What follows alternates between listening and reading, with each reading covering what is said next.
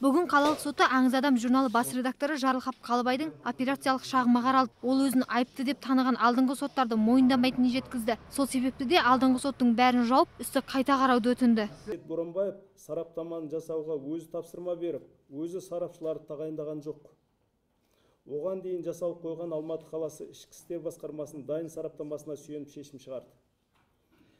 Бір қызығы, осы сараптаманың өзінде адамның ар-абыройына, қадір-қасиетіне нұқсан келтіретін сөз жоқ дегеніне қарамастан заңсыз шешім шығарды. Аталмыш журналды өртеп наразылық білдірген топтың басы қасында жүрген Мұрат Абдушкиров журналда тек Гитлерді жақтаған материалдар басылған дейді. Этот журнал на 70%. Журналдың 70%-ын Адольф Гитлерге арнауы көңілге қонбайды. Оның балалығы, өмірі, жүріп өткен жолдары баяндалады. Менің досым атты мақалада оны жақсы адам деп жазады. Бірақ Ұлы Отан соғысында соның кесірінен 25 миллион адамның қырылғаны туралы айтылмайды. Сот отырысында моральдық өтемақы талап етіп, сотқа арыз берген 13 ардагердің бірі Жоков та қатысты. Алайда ардагер Жоков қарсы тараптың журналды оқып шықтыңыз ба деген сауалына жоқ деп жауап берді. Сот отырысында ардагер оларға әлдебіреудің журналдың мазмұны туралы түсіндірген бір жапырақ қағазды ғана көргенін жасырмады.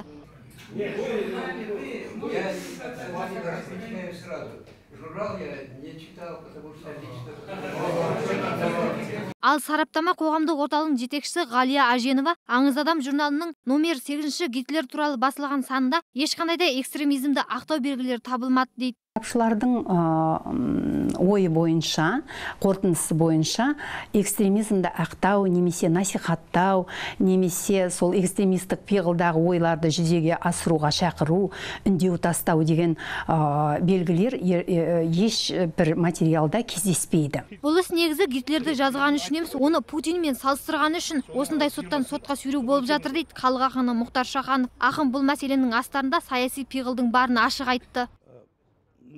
Бар, оны ешкім жоққа шығара алмайды. Тіптен мен мынау өз ана тілінде сөйлеумен ойламаудың залалы деген менің шығармам бар. Бұл Біріккен ұлттар ұйымына жіберілді және ЮНЕСКО-ға жіберілді.